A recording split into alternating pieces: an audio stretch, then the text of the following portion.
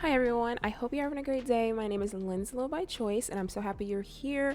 We are doing a speed build and this one is fairly large, but it really does look great. I do a lot of terrain tools. Half of this build is me working with terrain tools and figuring out what exactly I wanted this home to look like. Now, mind you, this is not something that I found on Pinterest.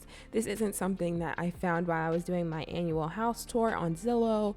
This is something that was coming straight from my mind, and that's why it took just a little bit longer for me to figure out how I wanted this to look, if I wanted to add certain features and everything. So I hope you enjoy this video. I really am excited to explain this to you. So if you want to stick around, go ahead and grab everything you need to enjoy this speed build with me, building with me, and just hang out. So as you can see, I definitely started out doing like some of the actual home framework, but then I looked around and I was like, I want to do something with this big lot and I have to figure out what it is.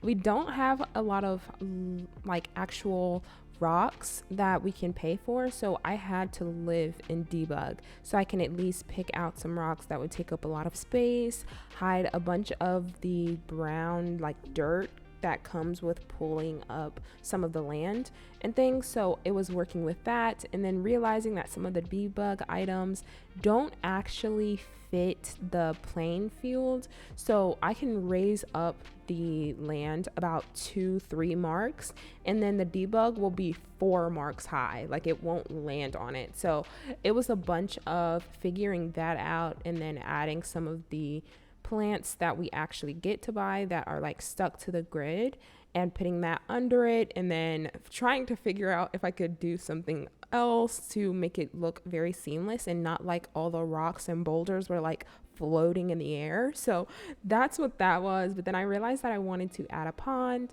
so I add that in, and as you can see, that what I just placed, that was so nerve-wracking and I wanted to use a lot more things, but I just really couldn't because of the fact that, the debug items do float sometimes, and it would make it so much easier if I had the tool mod, but I did for a while and it was so confusing. So I was like, I can't do this.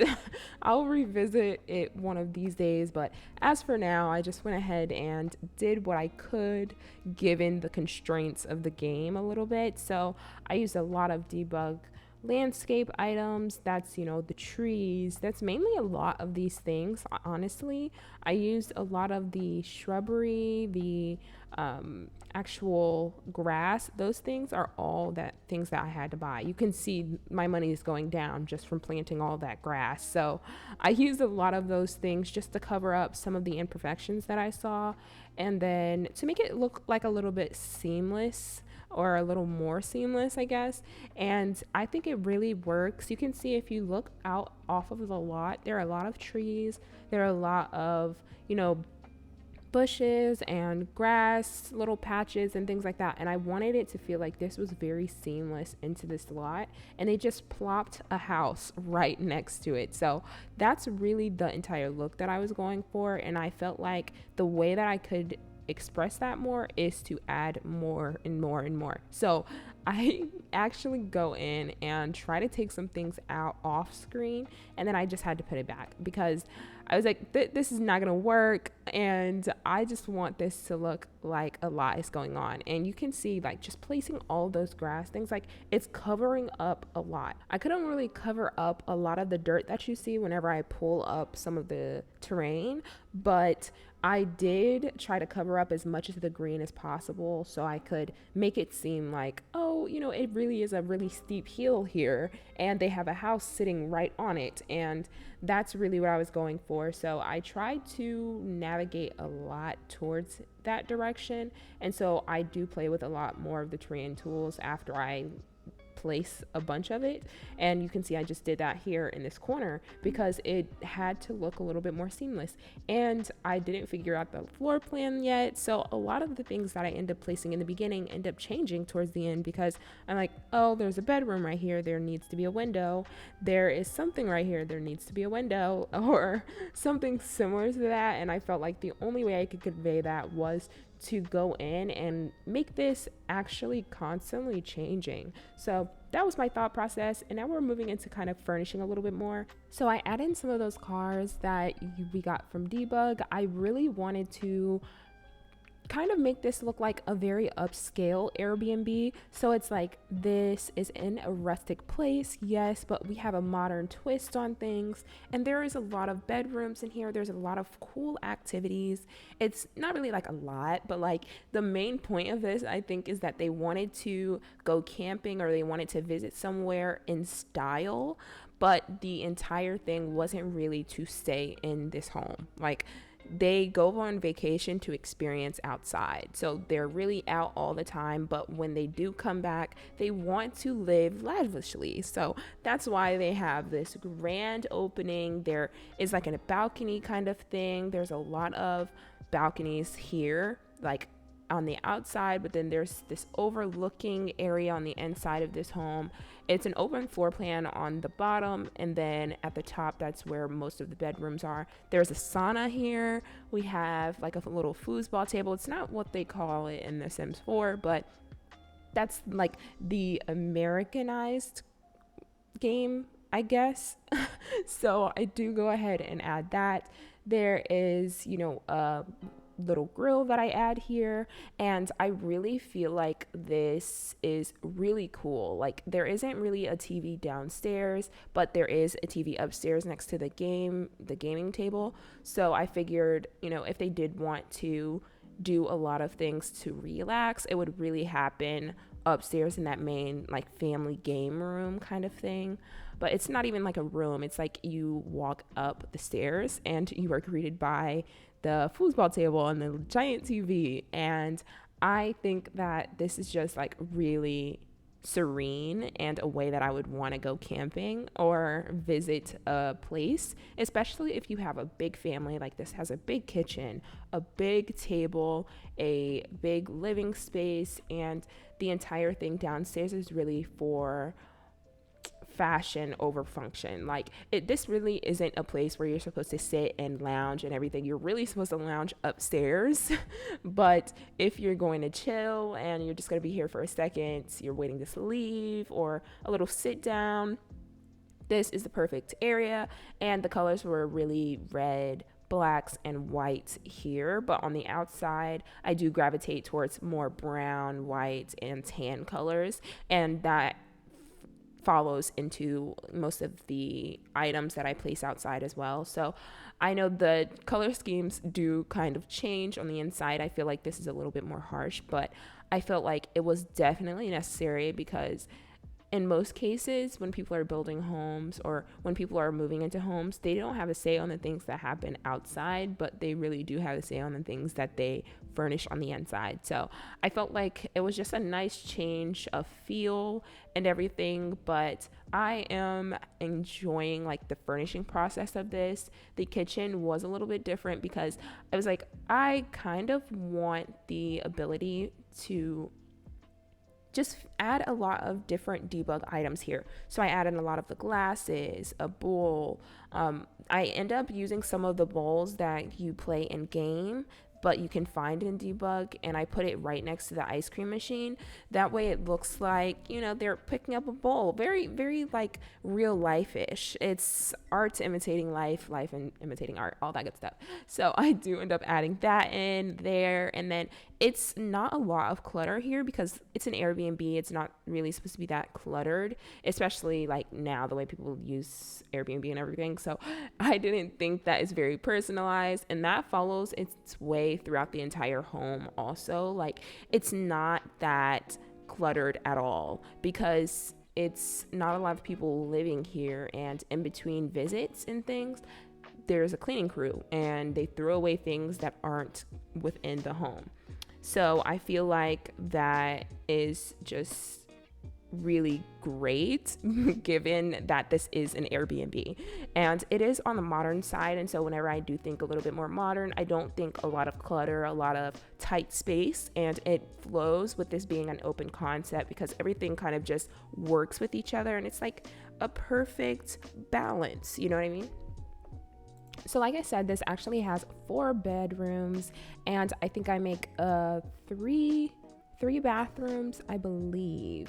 I think it's 3, yes, because there's one that has an ensuite, there's a bathroom down here, and there's a bathroom upstairs for 2 of the other bedrooms that are there. So it's not a lot, but given the different styles of them, I think it's a great range. One of them focuses on a blue and tan aspect. The other ones have a blue and orange, but it's like more of a teal blue. The other one is a greenish blue, and then one is straight white. So it is beautiful and serene, and I really like it. So I'm just doing the little wine cart or the bar cart thing, and then a little entryway, and then I move into furnishing this first bedroom. This one is the blue and tan one, and I add in a little thing on the side, and that's where the dresser and everything is, because I was like, this bedroom is a little tiny, so I need to take care of that. And I end up using the shelves that came with Dream Home Decorator along with the dresser that came with City Living. So I do that, and then we move right into this bathroom, and this one is on the smaller side, but I do end up loving the way that this looks. Oh, it's actually 4 bedrooms because this one has an ensuite as well, and then there's a half bathroom. So there is quite a few bathrooms and bedrooms here. And then, like I said, there's a sauna. I do end up figuring out that I wanted a sauna later on because I did initially want that to be an office, but I was like, there's no need for a dedicated office space when I could just add in a cool activity. So that's really what I wanted to do. Now, if this was for a home, like for a family or something, I would have made that an office or something different. But because this was an Airbnb, I was like, it doesn't need to be too personalized. It doesn't need to be more so for the function of a family. So I didn't do that. But now we're moving into bedroom number 2. And this one has the green and a more of a tan-ish, like beige color, but this one is very calming as well. I do end up adding some of the cards in every one of the bedroom, like the cards that we got with, I think it's Dine Out. Yeah, I think it's Dine Out, and I add those in everyone just because I thought that the host that owns this actually hosts other ones, and so they're like, if you don't like this one, if this one wasn't up to your standards, go ahead and move on to the next one. And so I add that there just for a little bit more of a storyline. And then this is the bedroom for, I would think, children, and so I add this in. It's 2 twin beds, and they have the same chairs, just different colors, and same everything, just different colors, honestly. And then this is the bathroom for the all white bedroom, and this is the layout that I end up going with at first, but I end up changing it to the side. And so that is exactly how I do it, and I use most of the dresser items that came with Dream Home Decorator because it's amazing, and so I end up using that. And this is a really basic, like every one of the bedrooms are a little bit on the basic side because, like I said, I didn't want it to be too cluttered, but I did want it to look very upscale in a way, and so I had to use those. So now we're working on the bathroom for the 2 bedrooms, the one with the twin beds and then the green one. And I ended up going for black and white because the entire home is more of a black and white feel, and I just really had to lean into that. And so I finished that up. It's not that much going on in the bathroom, so I ended up going into the landing room, and this is also the game room. And I use these 2 couches, and I just make an L-shaped couch. I end up adding in like a gaming system. There are a few boxes and things throughout this, and that's just to add a little bit more of a personal touch here. And I feel like with the big screen here, like this massive screen, it takes up a lot of what the intention is in this room, and that's really just to have a good time. And so I add in the foosball table, a little end table, and then just do a few more adjustments so that it looks like, you know, a really serene and relaxing Airbnb. The final thing that I need to work on is the office, and I end up making it from a shelf, so that is going to be really cool. Now that you know all the features that I included in this Airbnb, like the cool sauna, the family room with the giant TV, and the amazing views outside of all of the windows at every turn, do you think that your family in The Sims 4 would love this space as a rental? Please let me know in the comments. I had so much fun making this, and I love the idea of making an Airbnb for Sims, especially with this being a rental lot. So I really hope you have a great rest of your day. I really hope you enjoy these screenshots. I had so much fun building with you, and I really am excited to keep building. If you have any suggestions of things you'd like to see me build, or any challenges you'd like me to try, or make a challenge, I was thinking about doing a shell challenge, but if I did one, would you all actually do it? Question mark. So let me know in the comments. I really look at all of them. Please don't forget to like and subscribe to the channel. That way you can hang out with me and build a little bit more. I hope you have a great rest of your week. I will see you in the next video. Bye.